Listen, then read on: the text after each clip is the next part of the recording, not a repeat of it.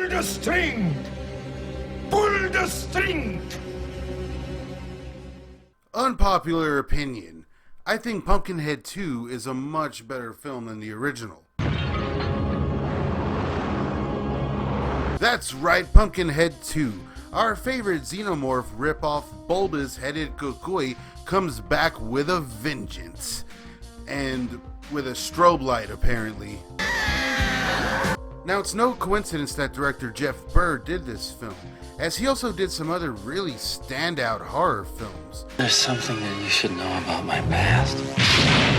Stepfather 2. Daddy is back. When you look at all of them, they all have like this overall very creepy aesthetic that just works so great, and which is kind of lost on Pumpkinhead 2, if I'm being honest. This time replaced with like, you know, some 90s, really like 90s cool kid vibes and some MTV kind of a feel, you know? We get like, everything kind of feels like a music video instead of a horror movie, hence the strobe light, I guess. But I mean, you know, Pumpkinhead here looks amazing, even though the budget is basically like half of what it was in the original. Here the effects are done by K&B, and there are some brutal attacks. Between takes, we would unzip the suit from the back, and he would pull the head off to get air and support the head. And we always got really slap happy on that movie, and it just became things where we would just start laughing about stuff, and they would be shooting in the next room, and we were getting yelled at by the ADs because they could hear us going. While this is a sequel, it really doesn't follow any events from the first film. In fact, it kind of just reboots everything. I suppose this could easily be just another Pumpkinhead spirit or whatever, and you know, why not, I guess. But the tone and overall different story, well, they really do set this one on its own, and it could have been an original monster movie if it wanted. But you know, I guess having the Pumpkinhead title helped. I mean, they sure as hell used it in the marketing, that's for sure. The sequel to Stan Winston's cult classic, which grossed over $50 million worldwide. There's so many horror icons in this flick. I mean, we have Andrew Robinson of Hellraiser, Amy Dolenz of Witchboard 2 at Tix, and Miracle Beach. Check out my video on Miracle Beach. What a classic. Also, we have J. Trevor Edmond of Return of the Living Dead 3 and Lord of Illusions. Joe Unger of Chainsaw Massacre 3, as well as Leatherface himself from that flick. You know, also, he was the tow truck driver in License to Drive. What a coincidence. We also have Punky Brewster and Scream Queen Linnea Quigley of Sorority Babes and The Return of the Living Dead and Robot Ninja and Night of the Demons, etc., etc. And last but not least, and you know, perhaps the most frightening cameo, Roger Clinton of the Clinton family. Starring Amy Dolenz, Steve Canale, and Roger Clinton. Pumpkinhead 2. Now, I've covered Brad Crevoy and Steve Stabler's earlier films on this channel before, and you know, what we learned is that before they hit mega stardom with Dumb and Dumber, well, they got their start making these like teen sex comedies or these very strange slashers or whatever the fuck this is. Come on, everybody, do the purple! And it really wasn't until they got a hold of the Pumpkinhead franchise did they get their hands on a real franchise. And you know, Pumpkinhead unfairly gets compared to xenomorphs all the time, in my opinion, unfairly. But I get it, you know, especially since Stan Winston created it and everything like that. But here, Pumpkinhead really does feel like his own real character, you know. Maybe it's the strobe light he's carrying around. And another thing they left out is that how Pumpkinhead would kind of take on the look of the person in the movie. You know what I mean? Like in part 1, how he started to look like Lance Hendrickson. Well, that's totally thrown out of this flick. At no point does Pumpkinhead start to look like Amy Dolenz. Featuring the monster from the man behind Aliens and Jurassic Park. Treat thy lord from far below. You don't know the evil you are conjuring. The film plays pretty loose with its body count here, as Pumpkinhead is seeking to solely get revenge on the shit-ass 50s gang, the Redwings, that killed him long, long ago. So we think it's going to be an all-out massacre after that first kill, but, you know, he does end up leaving Linnea Quigley alive.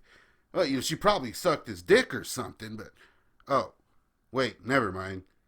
And that's when we learn that Pumpkinhead has morals and isn't just a murdering monster. Rather, he just wants to show off his strobe light. Seriously, I know I keep saying that, but look at this. Pumpkinhead literally set up a strobe light in this room. Oh shit. There's a very interesting and elusive soundtrack here. Like some of the songs in this movie I've been looking for forever. J. Trevor Edmond, while being a horror legend in his own right, man, here he plays a real fucking douche. And by the end of the film, you get a pretty cool setup to a 90s cool kid massacre. And his death is pretty brutal, and it's welcoming by this point. He really is a dick in this movie.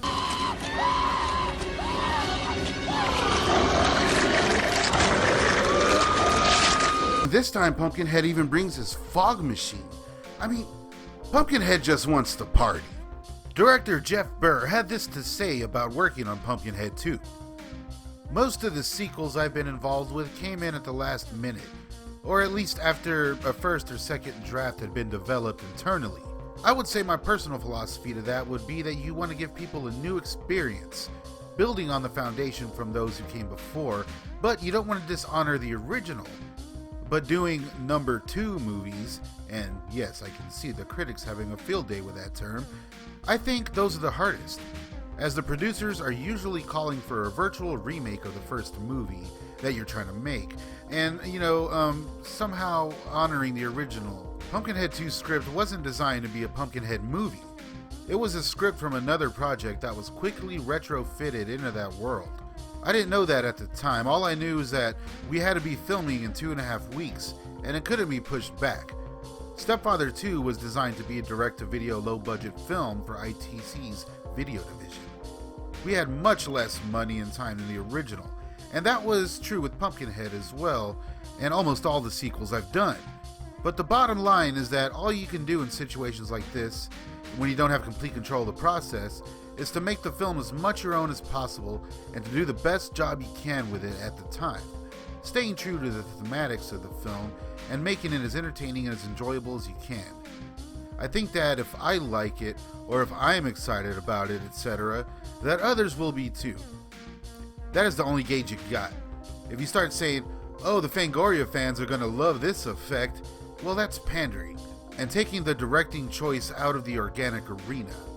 Looking back though, I guess you can make that a case that there is something parasitic about some of my films, because they are organisms that have attached themselves to a host, and wouldn't be able to exist without that host. I learned to be a professional film director via the sequels, so it really was a cinema education, and instead of graduating with a 3.5, I had a 2, 3, 4, and a 5. It's pretty telling that Jeff Burr talks about how Pumpkinhead 2 actually wasn't, a Pumpkinhead movie, because it kind of does feel like that, as I stated earlier. And this really could have been its own thing. But would it have been, as successful? I mean, would we be here talking about it if it were like Watermelon Face or some shit like that? If it were a different take on this weird character? I don't know. I would like to get my hands on that original script, though. Now, I say Pumpkinhead 2 is the best sequel of the bunch, but that's really not saying that much. I mean, especially if you compare it to parts 3 and 4. Oh, fuck me.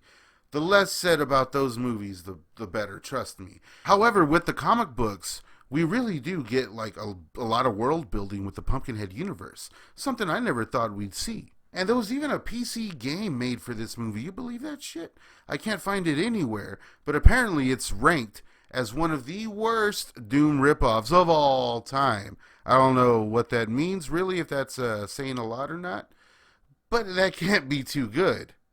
Another strange thing about this film is, okay, well, Punky Brewster is in this flick, and she just released that documentary, Kid 90. Y'all guys watch that? It was really good.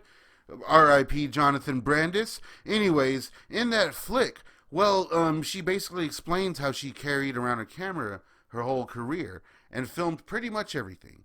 Now, if you pay close attention in that documentary, you will see behind-the-scenes footage from Pumpkinhead 2. Now, it breaks my heart knowing that all of that footage is out there, and there is potentially a making of Pumpkinhead 2 documentary just sitting out there. Come on, Punky. Put it out. Hit that notification bell.